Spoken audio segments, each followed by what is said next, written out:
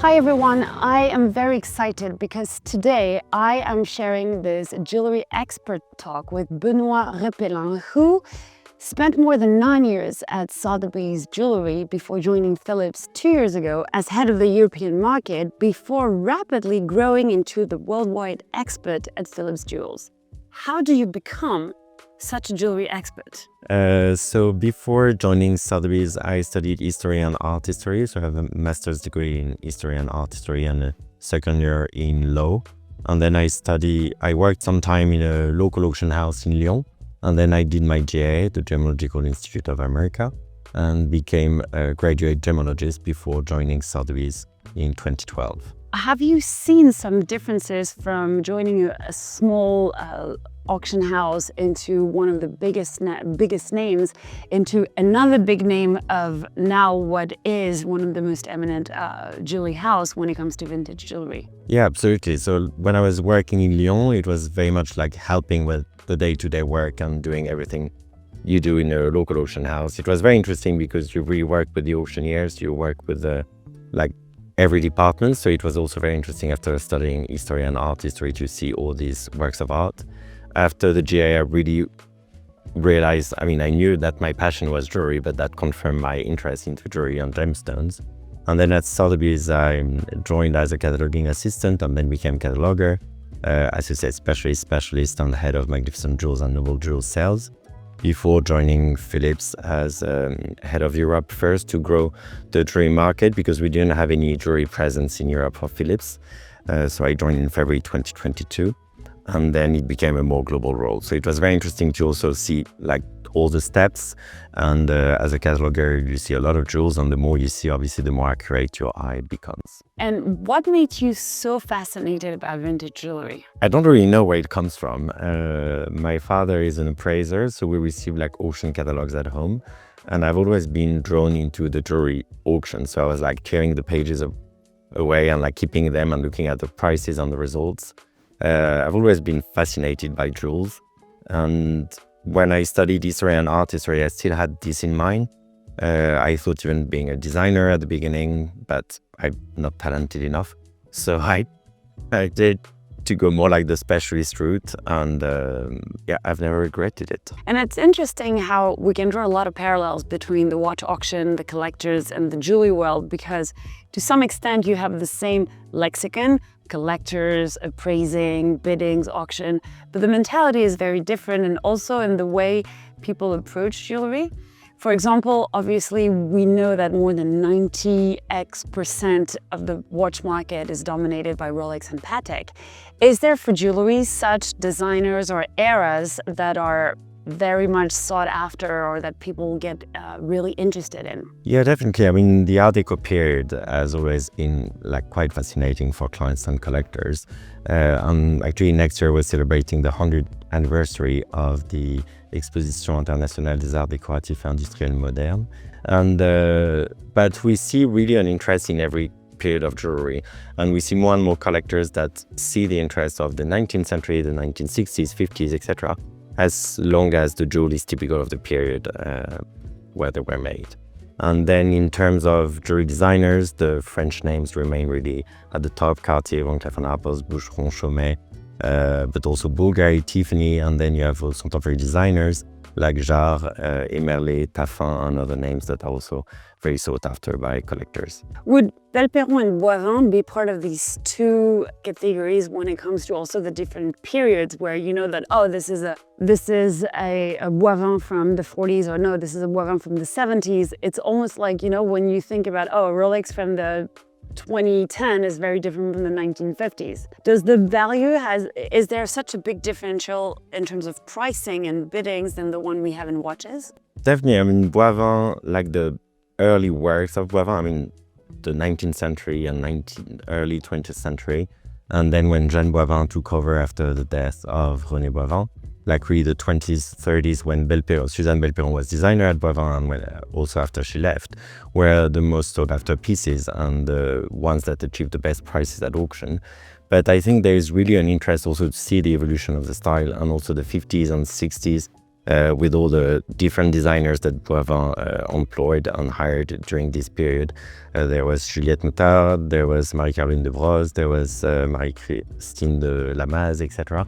And all these designers really put also their mark to the brand. And they've been put aside for a long time, but I think now there is more and more people looking also at these other period of Provenance as something very interesting also for the name. And is there, for somebody who would want to sell his jewelry collection, what they have inherited from a parent or a grandparent, what would be the first piece of advice you would give to these people? I think you need to trust the person you're obviously asking advice from. So it's coming to a reputable auction house, you have the name, you have obviously the experience of the specialist you're talking to. But I think it's very much like the relationship and the trust you can build with the specialist you have in front of you. And I think it's also part of our job when we meet with clients to listen to their concerns, to understand where they're coming from, to understand what they want, if it's more like an insurance valuation, if it's just to have an idea of the value of the jewels, if it's more for an estate, and if they want to split between the children, the siblings, etc., if they want to part with it. And there is a lot of psychology also with it, because I think jewelry is so personal and very emotional as well. So very often when I see clients and I go to value their jewels, they give me the whole provenance of the jewel, saying that was my grandmother's ring, or that was given, for the birth of my little sister, etc. So it's very emotional, and it's important to also respect that sentiment and that emotional value linked to the jewels. And I mean, on that, thank you for sharing. I have actually two questions that comes to mind. Number one is, what about restoration? Because you would think that because a piece of jewelry doesn't have the mechanism that you'd find in a watch, the amount or level of restoration is minimal, because you don't need to be an expert as much as you need to be in order to control a watch movement. But how often and how much of a restoration do you need to do? And I guess the second question is, you as an expert, what are the first things and characteristics you look into a piece in order to give some evaluation, emotions aside? I mean, restoration, it very much depends on how you maintain your jewelry pieces. Indeed, you don't have a lot of restorations to do. When you see like 19th century jewels that are still in very good condition, it's just like a bit of like cleaning, and that's pretty it. Also, it's important not to, same with watches, not to polish too much, etc., and to really keep the sense of wear and like the traces of time on the jewel. And what I look into a piece to give value, I think I usually say that there are three factors. It's nature, art, and provenance. So nature is the quality of the gemstones that are set in the jewel. Art is if it's a signed piece, the craftsmanship, the period the jewel was made in, and provenance, if there is any interesting provenance also behind the jewel, that will impact the value. Okay. And is there any memorable souvenir that you would have that you can share, either in stumbling upon a piece of jewelry or at auction when you were actually selling a piece with somebody in the room or over the phone? I mean, there are a lot, because I've been like for over 12 years, and like literally every auction you have a new memory, and it's always also, even when you go and look for pieces, there is this treasure hunt, you never know what you will find. Indiana Jones jewelry. Exactly. But my first week when I started at Sotheby's, I had on my table, on my desk, I had the emerald and diamond tiara from the Donnersmarck family that is now part of the collection of the Museum of Qatar, that is actually part of the Chaumet exhibition at the moment, Chaumet and Nature in Doha. And this set a world auction record price for a tiara at the time, still holds the record actually for over 12 million. But also at the same time, I had the Beau-Sancy, so like the diamond that was set in the crown of Marie de Médicis and bought by Henry IV, and then that went to the family of France, England, Orange, Nassau, and Prussia, and that was sold by a descendant of the Prussian family. And also the Murat tiara, a natural pearl and diamond tiara made by Chaumet in 1920s. And like these three pieces were on my desk. Literally my first week, I was like, okay, I know why I chose that job. And do you have, can you share an insight on how do you think jewelry auctions play a role into jewelry education and what crafts the story or history of what makes jewelry what it is today? I think clients are very much looking for, as you say, like more education and details about the period, about the stones, about like jewelry in general. And what also the main jewelry houses have done in the last years have impacted a lot our results, where we had the big exhibition of Cartier Les Arts de l'Islam, another exhibition in Shanghai. There is the Chaumet exhibition at the moment in Doha, etc. L'École des Arts Joailliers in Paris also doing all these exhibitions about jewelry with themes. There is a lot about education, and we see the results at auction, and same thing with auction. We try to give as many details as possible for the clients to understand the value of the piece and why a period jewel is interesting and what to look at when you collect jewels. And I think it's really like it works both ways. I think good results at auction give confidence to the market and will help also the jewelry houses. And these big events that the jewelry houses do also help the market for auction. We've seen that also recently with Bulgari and Tiffany that have done huge marketing around the names, and the prices at auction for these two brands have gone up. And it's interesting because obviously the world of jewelry has pretty much never undergone any crisis as opposed to watches. And when you see how saturated the modern designers jewelry market have become, can you put them in the same basket, or you tend to separate modern jewelry designers to institutional brands and names that have crafted the story of jewelry? At auction, our clients, that doesn't mean they will not buy a contemporary designer or if they go to him, but this is not what they're looking for when they come to auction. So except when you have like a Jarre, for example, that is very much established and recognized as a great designer of the 20th and 21st century. But you can't really find Jarre in a window case at any jewelry. Exactly. Or jewelry store. Exactly. But I think for more contemporary designers, the auction is more difficult for them to get the name and to get the good result that they would be hoping for, because even if clients would buy from them at auction, they look for the antique pieces, the vintage pieces, etc. And it's the same with the provenance of gemstones. It's very interesting to see the difference of approach from the same clients. They would buy Mozambique rubies from Van Cleef and Cartier, etc., because they all use Mozambique rubies, but at auction they will go just for Burmese stones. So it's very interesting to see the same clients would buy differently if they come to auction or if they go to a jewelry shop or a jewelry designer. It's interesting. And I mean, on that note, if fast forward, we do this interview 30 or 40 years from today, and the jewelers today, the modern ones, the new ones that are maybe 5, 10, 15 years old, they could be the contemporary archives of tomorrow. Is there any names that come to mind that you think who they are today can become the vintage jewelry that we'll be looking for tomorrow? I think there are quite a few, and there are a lot of very talented jewelry designers nowadays. I think some names have managed to establish a strong name and already a recognized brand like Emerlé, Taffin, that are already collectible.